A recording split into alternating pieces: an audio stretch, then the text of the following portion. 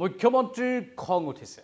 ঠিকই শুনিছে মুখ্যমন্ত্ৰীৰ খং উঠিছে আৰু সময় সময় মুখ্যমন্ত্ৰীগৰাকীৰ খং উঠি থাকে হে আমি দেখিবলৈ পাওঁ এবাৰ কিন্তু অসমৰ সংবাদ মাধ্যমৰ ওপৰত খং উঠিছে আৰু সংবাদ মাধ্যমৰ ওপৰত খং উঠি মুখ্যমন্ত্ৰীয়ে যি কথা ক'লে সেইখিনি আমি আপোনালোকক শুনাম নমস্কাৰ স্বাগতম নিউজ 18 অসম নৰ্থ ইষ্টৰ এয়া হৈছে পোনপটীয়া সম্প্ৰচাৰ ষ্টুডিঅ'ত মই প্ৰাঞ্জল মুখ্যমন্ত্ৰীয়ে কৈছে যে অসমৰ গোটেইকেইটা সংবাদ মাধ্যমত যিমান বাতৰি চাই মানুহে তাতকৈ বেছি তেওঁৰ সামাজিক মাধ্যম ফেসবুক ইউটিউব সেইবোৰত বেছি চাই মানে মুখ্যমন্ত্ৰীৰ নিজৰ ভাষণ তেওঁৰ সামাজিক মাধ্যমত বেছি মানুহে চাই বুলি দাবী কৰিছে মুখ্যমন্ত্ৰীয়ে এই কথাৰ অৱতাৰণা কেনেকৈ হ'ল কিয় তেওঁ তুলনা কৰিলে অসমৰ সংবাদ মাধ্যমক তেওঁৰ নিজৰ ফেসবুক বা ইউটিউবৰ সৈতে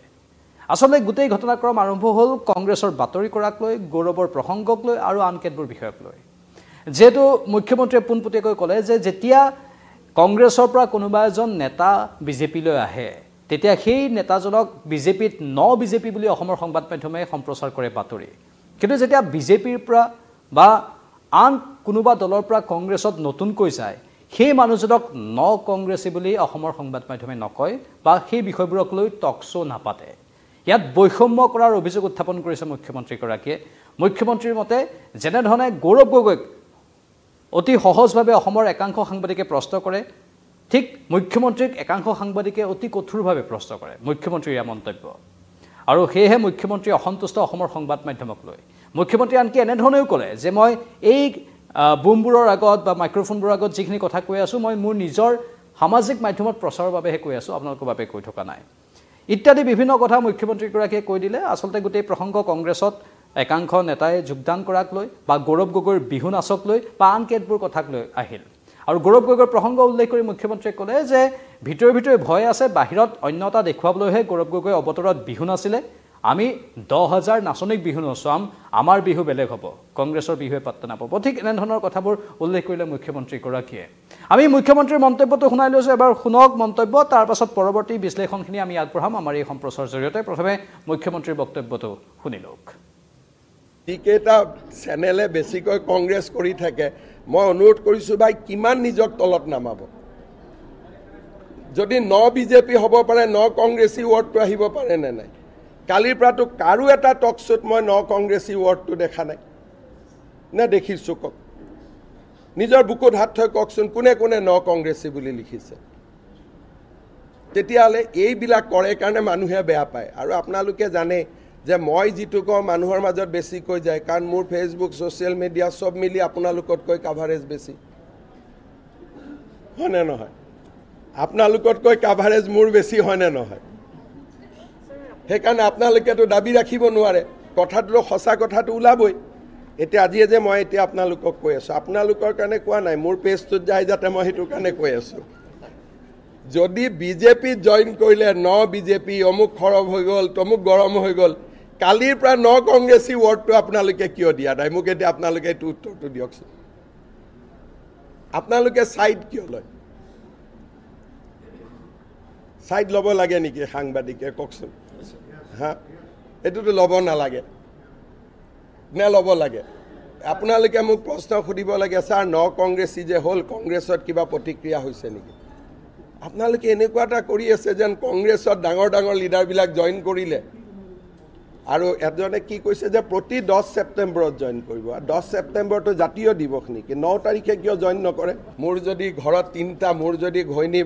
পাকিস্তানী হলতেন বাংলাদেশী হলতেন ব্ৰিটিছ হলতেন আপোনালোকে এৰিলেহেঁতেন নেকি মোৰ যদি ল'ৰা ছোৱালী দুটা ইংলেণ্ডৰ সিটিজেনশিপ ল'লেহেঁতেন আপোনালোকে এৰিলেহেঁতেন নেকি কিন্তু তেওঁকতো আপোনালোকে হিৰো বনাই প্ৰশ্ন কৰি থাকে গতিকে আপোনালোকৰ কাৰণে তেওঁ হিৰো হয়েই উৎফুল্লিত হৈছে নাই হোৱা এইটো তেওঁৰ কথা কিন্তু মুখ্যমন্ত্ৰী উৎফুল্লিত নহয় মুখ্যমন্ত্ৰী গাম্ভীৰ্যতাৰে কাম কৰিব মুখ্যমন্ত্ৰীৰ কাম কৰা মুখ্যমন্ত্ৰীয়ে অৱতৰত বিহু নাগায় মুখ্যমন্ত্ৰীয়ে বিহু তেতিয়া পাতিব যেতিয়া 10000 যুৱক যুৱতীক লৈ বিহু আমি পাতিব লাগে তেতিয়া পাতিম নিজে বিহু পতা মানে কি যে ভাই ভিতৰত মোৰ ভয় লাগি আছে গতিকে বাহিৰত মই দেখাম তেওঁ ভূপেন বৰাক মাতি আনি ৰুমত কি কথা পাতিলে এইকেইদিন কাৰ লগত কি কথা পাতি আছে এইবিলাক মইহে জানো গতিকে কাৰ কি কথা কংগ্ৰেছত গাড়ীত বহি থাকোতে প্ৰত্যেকটো মই আজি 3 দিনৰ পৰা তেওঁ কি পাতি আছে মই কৈ দিব লাগে যদি কৈ দিওঁ সামগ্ৰিক পৰিস্থিতিবোৰক লৈ যে মুখ্যমন্ত্ৰী বৰ এটা সন্তুষ্ট নহয় সেই কথাটো আমি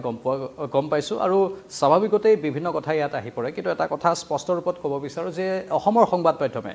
সদায় এটা নিৰ্দিষ্ট পক্ষলৈ আহিছে সেই পক্ষটো হৈছে জনতাৰ পক্ষ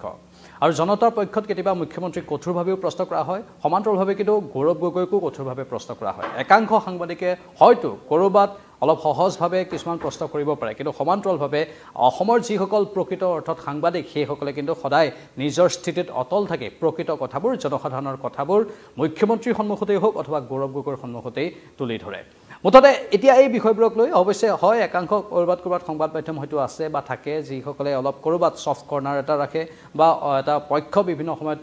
লয় কিন্তু সেয়া খুব কম সাধাৰণতে তেনেধৰণৰ অসমৰ সংবাদ মাধ্যমে নকৰে আৰু সংবাদ মাধ্যমৰ দায়িত্ব প্ৰতিগৰাকী সাংবাদিকে অন্তৰেৰে বুজি পায় সেয়েহে স্বাভাৱিকতে মুখ্যমন্ত্ৰীৰ এই কথাখিনিৰ কিবা অন্য দৃষ্টিকোণ আছে বুলি আমি ক'ব নাযাওঁ সাংবাদিকে নিজৰ দায়িত্ব সুচাৰুৰূপে আজি অত বছৰে পালন কৰি আহিছে আৰু সাংবাদিক থকাৰ বাবে আজি কোনোবাই যদি ইন্দিৰা আৱাস যোজনাৰ ঘৰটো পাবলগীয়া আছে বা এটা সময়ত বা চৰকাৰৰ প্ৰধানমন্ত্ৰী যোজনাৰ যি ঘৰ পাব লগা থাকে সেই ঘৰবোৰ সময়ত পায় ক'ৰবাত দুৰ্নীতি কেলেংকাৰী হ'লেও সাংবাদিক থকাৰ বাবে সেইবোৰ পোহৰলৈ আহে সেইবোৰ প্ৰশ্ন মুখ্যমন্ত্ৰীকো সমান্তৰালভাৱে সোধা হয় সাংবাদিকেই সোধে জনসাধাৰণৰ প্ৰশ্নবোৰ গৌৰৱ গগৈকো ঠিক তেনেধৰণে তেওঁলোকৰ দলত যদি কিবা বেয়া হৈ আছে সেইটো আমাৰ সাংবাদিকেই দেখুৱাই দিয়ে সেয়া হৈছে সাংবাদিকৰ দায়িত্ব বা ধৰ্ম অৱশ্যে এটা কথা হয় যে আজিকালি সামাজিক মাধ্যমৰ বহুল প্ৰচাৰ হৈছে সেয়া আমাৰ প্ৰতিটো সংবাদ মাধ্যমতো আজিকালি দেখিবলৈ পোৱা যায় ইউটিউব এটা প্লেটফৰ্ম নিজাকৈ খুলি লয় ফেচবুকতো নিজাকৈ এটা প্লেটফৰ্ম খুলি লয় প্ৰতিটো সংবাদ মেইন ষ্ট্ৰীমৰ যিখিনি সংবাদ মাধ্যম আছে মূল যিবোৰ ছেটেলাইট চেনেল আছে সেইবোৰো সেই সংবাদ মাধ্যমবোৰেও সেই দায়িত্ব পালন কৰি আহিছে যেনেধৰণে আমাৰ টিভিটো যায় ডিজিটেলতো যায় সেয়া হৈছে সাংবাদিকৰ ধৰ্ম প্ৰতিগৰাকী সাংবাদিকে আজিকালি সামাজিক মাধ্যমতো সপানেই সক্ৰিয় প্ৰতিটো সংবাদ সামাজিক মাধ্যমতো সক্ৰিয় ৰূপতেই সম্প্ৰচাৰ হয় অৱশ্যে মুখ্যমন্ত্ৰীৰ সামাজিক মাধ্যমো ঠিক তেনেধৰণে চলি আছে স্বাভাৱিকতে সামাজিক মাধ্যমৰ এতিয়া ভৰপক সময় বুলি ক'ব পাৰোঁ যি কি নহওক অসমৰ সাংবাদিকক মুখ্যমন্ত্ৰীয়ে টাৰ্গেট কৰি লৈছে স্বাভাৱিকতেই ক'ৰবাত হয়তো অসন্তুষ্টি আছে হয়তো কিছু সাংবাদিকৰ ক্ষেত্ৰত তেওঁৰ অসন্তুষ্টি থাকিব পাৰে প্ৰত্যেকজনৰে অধিকাৰ আছে নিজৰ সন্তুষ্টি আৰু অসন্তুষ্টিৰ কথা প্ৰকাশ কৰাটো এই ক্ষেত্ৰত আপোনালোকৰ মতামত কি কমেণ্ট বক্সত কমেণ্ট কৰি জনাব আমি পৰৱৰ্তী সময়ত এই সন্দৰ্ভত অধিক তথ্য সম্প্ৰচাৰ কৰি থাকিম চাই থাকক